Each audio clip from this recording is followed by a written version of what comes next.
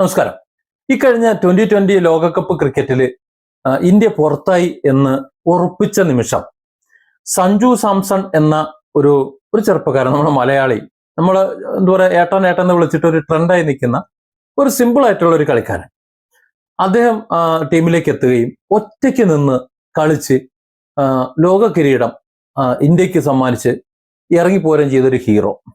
അതാണ് നമ്മൾ അന്ന് കണ്ടത്. അത് മാൻ ഓഫ് ദി എന്താ പറയാ ടൂർണമെന്റ് പോലും ആയി മാറി. അങ്ങനെ അത്ഭുതം സൃഷ്ടിച്ച കളിക്കാരൻ കപ്പടിച്ചിട്ട് ഏതാനും മാസങ്ങൾ കഴിയുന്നതിന് മുമ്പ് അയാളിപ്പോ ടീമിൽ നിന്ന് പുറത്താക്കിയിട്ടുള്ള വിവരമാണ് കാണുന്നത്. BCCI സെലക്ഷൻ കമ്മിറ്റിയുടെ തീരുമാനം കേട്ടപ്പോൾ സത്യത്തിൽ ഏതൊരു ക്രിക്കറ്റ് പ്രേമിയുടെ നെഞ്ച് തകർന്നു പോകും എന്ന കാര്യത്തിൽ സംശയമില്ല. മറ്റൊരു രാജ്യം ഇത് ചെയ്യൂല. ഇതൊരു വെറും ടീം സെലക്ഷനാണ് എന്ന് പറയാൻ പറ്റില്ല. ഇതൊരു ഇന്ത്യൻ ക്രിക്കറ്റിനോട് കാണിച്ചിട്ടുള്ള കൊടും ചതിയാണ് എന്നാണ് എനിക്ക് പറയാനുള്ളത്. മറ്റേതെങ്കിലും ഒരു രാജ്യം ഇങ്ങനെ ഒരു അന്യായത്തെക്കുറിച്ച് ചിന്തിക്കാൻ പോലും കൂട്ടാക്കൂല. ഇപ്പൊ ഓസ്ട്രേലിയ, അല്ലെങ്കിൽ ഇംഗ്ലണ്ട്, പാകിസ്ഥാന്, ഇവർക്കൊക്കെ ലോകകപ്പ് ആരെങ്കിലും നേടിക്കൊടുത്തിട്ടുണ്ടെങ്കിൽ ആ ടൂർണമെന്റിലെ ആ പ്ലേ ഓഫ് ടൂർണമെന്റ് കൂടി ആയിട്ടുള്ള ഒരു കളിക്കാരനെ തൊട്ടടുത്ത ദിവസം ടീമിൽ നിന്ന് ഫോം ഇല്ല എന്ന് പറഞ്ഞുകൊണ്ട് ഒഴിവാക്കുമോ? ഒരിക്കലും ഒഴിവാക്കൂല. കാരണം അവിടെയൊക്കെ ലോകകപ്പ് ഹീറോകൾക്ക് ആ തലയിൽ വെച്ച് പൂജിക്കുന്ന ബഹുമാനവും കരിയർ സുരക്ഷിതത്വം ഒക്കെയാണ് കൊടുക്കുന്നത്.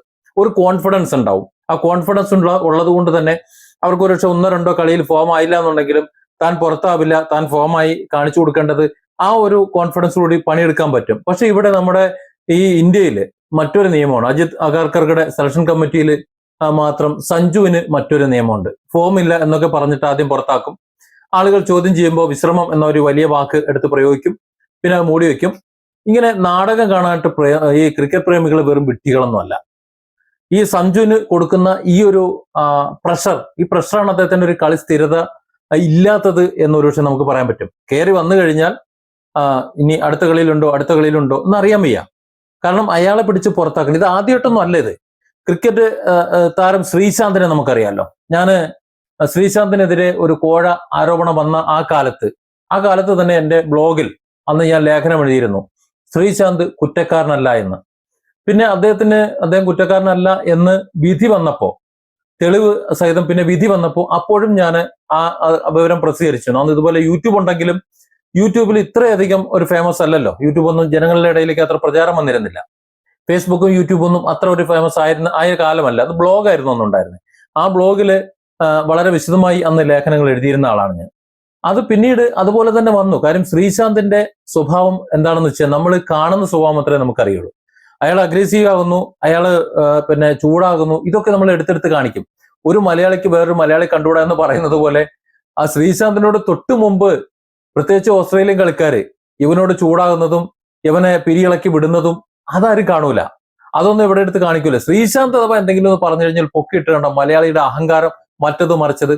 ഒരു പാരയായി, മലയാളിക്ക് ഒരു പാരയായി മലയാളി തന്നെയാണ് ഉണ്ടായിരുന്നത്. പക്ഷെ നല്ല ഒന്നാന്തരം കളിക്കാരനായിരുന്നു. ആ കളിക്കാരന് അന്നും ഇന്നും തെക്കൻഇന്ത്യയിൽ നിന്ന് ഒരു കളിക്കാരൻ വന്നു കഴിഞ്ഞാൽ അവൻ വേണ്ട എന്നൊരു നിലപാട് ക്രിക്കറ്റ് ബോർഡിനുള്ളതുപോലെ തോന്നിയിട്ടുണ്ട്. എനിക്കത് തോന്നിയിട്ടുണ്ട്. അതുകൊണ്ടാണ് ശ്രീശാന്തിനെ തന്നെ ഒരു വാതുവെപ്പും ഇല്ല എന്നുണ്ടെങ്കിലും അയാളെ പിടിച്ചിട്ട് ആ കരിയറിന്റെ പീക്ക് ടൈമിൽ നിൽക്കുമ്പോൾ ഒന്നുമല്ലാതാക്കി തീർത്തത്. നല്ലൊരു കളിക്കാരനാണ് നഷ്ടപ്പെട്ടത്. എന്തെല്ലാം കളിക്കാരനായിരുന്നു. ഈ സഞ്ജു സാംസന്റെ കാര്യം പറഞ്ഞതുപോലെ ഒരു ഭാഗ്യമുള്ള ഒരു കളിക്കാരനായിരുന്നു അയാൾ ടീമിലുണ്ടെന്നുണ്ടെങ്കിൽ ആ കളി ജയിക്കും, അല്ലെങ്കിൽ എന്തെങ്കിലുമൊക്കെ ഗുണങ്ങൾ ഉണ്ടാവുമായിരുന്നു. ഏതാണ്ട് സമാന സാഹചര്യമാണ് സഞ്ജുവിനെ സംബന്ധിച്ചും ഇപ്പോൾ ഉള്ളത്. ഇപ്പൊ നോക്കും മാറ്റി നിർത്തിയേക്കാണ്. പക്ഷെ സഞ്ജു ഇല്ലാന്നുണ്ടെങ്കിൽ വല്ല രക്ഷയുണ്ടോ? ഒരു രക്ഷയും വരുന്നില്ല. എല്ലാ കളികളിലും ഇപ്പൊ എല്ലാവരും അടിച്ച് കീറൊന്നുമില്ലല്ലോ. ഇപ്പോ ആങ്ങി തൂങ്ങി കൊണ്ടുപോയതാണ് വൈഭവ് സൂര്യവംശി അല്ലെ. എന്നിട്ടെന്തായി? ഒരു ചുക്കും സംഭവിക്കൂല. കാരണം ഇന്ത്യൻ പിച്ചുകളിൽ ഇന്ത്യക്കാർ കളിക്കുന്ന പരിചയമുള്ള പിച്ചുകളിൽ എറിയുന്ന ആ പന്തുകളെ പോലെ അല്ല വിദേശ പിച്ചുകളിൽ പോയി കളിക്കാന്ന് പറഞ്ഞാൽ. മറ്റെവിടെയെങ്കിലും പോയി കളിക്കുകയാണെന്നുണ്ടെങ്കിൽ അവിടുത്തെ ബൗളർ പരിചയമില്ലാത്ത പിച്ചുകൾ അവർ വാരിയിട്ട് നിരത്തും. അത് തന്നെ എല്ലായിടത്തും പോയാൽ സംഭവിക്കുന്നത്. നമുക്കറിയാമല്ലോ സഞ്ജുവിന്റെ കാര്യത്തിൽ ആ ലോകകപ്പിലെ സൂപ്പർ 8 നോക്കൌട്ട് മത്സരങ്ങളിലൊക്കെ സഞ്ജു ഒറ്റയ്ക്ക് നിന്ന് ബാറ്റ് കൊണ്ട് പൊരുതിയ പ്രകടനമാണ് ഇന്ത്യയുടെ വിജയത്തിന്റെ ആ കരിങ്കല്ല് എന്ന് പറയുന്നത്. അങ്ങനെ ഒരു ഹീറോയ്ക്ക് മുന്നിൽ ഒരു ആത്മവിശ്വാസം കൊടുത്ത് കൂടെ നിർത്തുന്നതിന് പകരം 1-2 മത്സരങ്ങളിൽ റണ്ണടിച്ചില്ല എന്ന് പറഞ്ഞുകൊണ്ട് കഴുത്തിന് പിടിച്ച് പുറത്താക്കുന്നത് അങ്ങനെ ഒരു കളിക്കാരനെ മാനസികമായി തകർക്കാനാണ്. ഒരു തെറ്റ് പറ്റിയാൽ തൊട്ടടുത്ത നിമിഷം ടീമിന് പുറത്താകും എന്ന ഒരു ഭയത്തില് ഏത് കളിക്കാരനാണ് പേടിയില്ലാതെ കളിക്കാൻ പറ്റുക? സഞ്ജുവിന് നിരന്തരം കൊടുക്കുന്ന ഈ മാനസിക സമ്മർദ്ദം തന്നെയാണ് അദ്ദേഹത്തിന്റെ ഫോമിനെ ബാധിക്കുന്നത് എന്നാണ് എന്റെ വ്യക്തിപരമായ അഭിപ്രായം. ഇവിടുത്തെ മറ്റു വമ്പന്മാർക്കൊന്നും ഈ ഒരു നിയമം ബാധകമല്ലെന്നൊരു ചോദ്യമുണ്ട്. മുമ്പ് സച്ചിൻ ടെണ്ടുൽക്കർ കരിയറിൽ എത്രയോ തവണ റണ്ണെടുക്കാൻ പറ്റാതെ വന്നിട്ടുണ്ട്. ഇപ്പൊ ശ്രീലങ്കയുമായിട്ട് നടത്തിയിട്ടുള്ള വേൾഡ് റെക്കോർഡ് ബാറ്റിംഗ് അറിയാമല്ലോ. അതില് അന്നൊക്കെയാണ് ഈ മുട്ടിപ്പോയി നിൽക്കുന്ന രാഹുൽ ദ്രാവിഡൊക്കെ അടിച്ച് കസറിയ ഒരു പഴയ മത്സരം. രാഹുൽ ദ്രാവിഡും ഗാംഗുലിയും കൂടെ നിന്നിട്ട് അടിച്ച് 300 സംതിങ് റണ്ണങ്ങോട്ട് എടുത്തു. അവർ രണ്ടുപേരും കൂടെ മാത്രം നിന്ന് 300 സംതിങ് റൺ എടുത്തു. മനസ്സിലാക്കണം, ആദ്യം വന്നത് ദ്രാവിഡ് ആണെങ്കിലും ആദ്യം സെഞ്ചുറി അടിച്ചത് ഗാംഗുലിയാണ്. അതിനെ തുടർന്ന് പിന്നെ ദ്രാവിഡും അടിച്ചു. പക്ഷെ സച്ചിൻ, ഇവര് രണ്ടുപേരും ഔട്ടായതിന് പുറമെ സച്ചിൻ വന്നിട്ട് വലിയ റണ്ണൊന്നും എടുക്കാതെ മടങ്ങി അങ്ങോട്ട് പോയി. സംഭവിച്ചതാണ്. അതായത് സച്ചിൻ അവിടെ ഉണ്ട് എന്നുള്ളൊരു ധൈര്യത്തിൽ ഇവര് നിന്നങ്ങോട്ട് അടിച്ചു. നമ്മളിനി പോയാലും കുഴപ്പമില്ല. നേരെ മറിച്ച് ആ കളിയിൽ സച്ചിൻ ഇല്ലായിരുന്നെങ്കിലോ ഇവർക്ക് ഇങ്ങനെ അടിക്കാൻ പറ്റുമോ? കാരണം ആ ഒരു സമ്മർദ്ദം കൂടി ഇവർ രണ്ടുപേർക്കും ഉണ്ടായിരുന്നതാണ്. ഇതൊക്കെ നമ്മൾ കണ്ടുപഠിക്കേണ്ടതാ. ഇന്ത്യയിലെ കളിക്കാരുടെ ഇടയിൽ ഇതൊക്കെ ഉണ്ട്. ഇപ്പൊ സഞ്ജു ഇറങ്ങാനുണ്ടെന്നുണ്ടെങ്കിൽ സഞ്ജു ബാക്കി നോക്കിക്കോളും, നമുക്ക് വേണ്ടത് ചെയ്യാവുന്ന ഒരു കോൺഫിഡൻസ് അതിന് മുന്നിലുള്ളവർക്ക് കിട്ടും. അപ്പൊ അതും കൂടിയാണ്, ഒരു കളിക്കാരന്റെ വ്യക്തിഗത സ്കോറിന് മാത്രമല്ല, ആ കളിക്കാരൻ ആ ടീമിന് കൊടുക്കുന്ന ഒരു കോൺഫിഡൻസ് ഉണ്ട്. ആ കോൺഫിഡൻസ് ഇല്ലാത്തത് കൊണ്ടാണ് വീണ്ടും ഇപ്പോൾ തോൽവിയുടെ ഒരു പടുകൂറ്റൻ കുഴിയിലേക്ക് ഇന്ത്യ വീണുകൊണ്ടിരിക്കുന്നത്. വിരാട് കോഹ്ലി അറിയാലോ, വർഷങ്ങളോളം ഒരു ഫോമും ഇല്ലാതെ ടീമിൽ തുടർന്നിട്ടുണ്ട്. അവരെയൊന്നും ഈ സെലക്ഷൻ കമ്മിറ്റി ഇങ്ങനെ വേട്ടയാടിയിട്ടുമില്ല, കഴുത്തിന് പിടിച്ച് പുറത്താക്കിയിട്ടുമില്ല.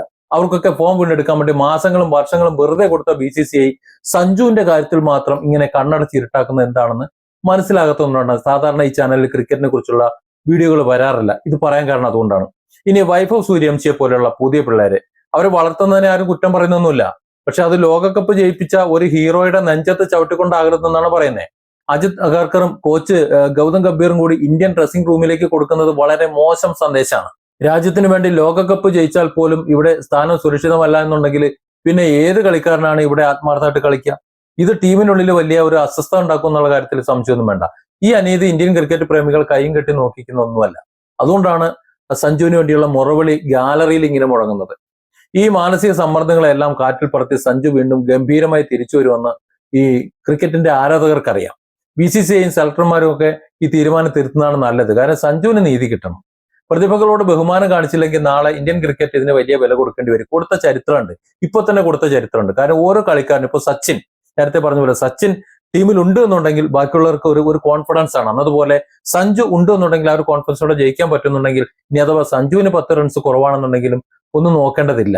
പക്ഷേ സഞ്ജു എന്നല്ല, ഒരു കളിക്കാരനെയും അമിത സമ്മർദ്ദം കൊടുത്തുകൊണ്ട് അല്ലെങ്കിൽ അമിതമായി ഇങ്ങനെ പ്രഷർ ചെലുത്തിക്കൊണ്ട് ഇന്ത്യൻ ക്രിക്കറ്റിനെ നശിപ്പിക്കുന്ന ഒരു രീതി സെലക്ഷൻ കമ്മിറ്റി അല്ലെങ്കിൽ കോച്ച് മറ്റുള്ളവരൊക്കെ മാറ്റണമെന്നൊരു അഭിപ്രായമാണ് ഉള്ളത്. Different angles. Don't forget to subscribe and support this channel.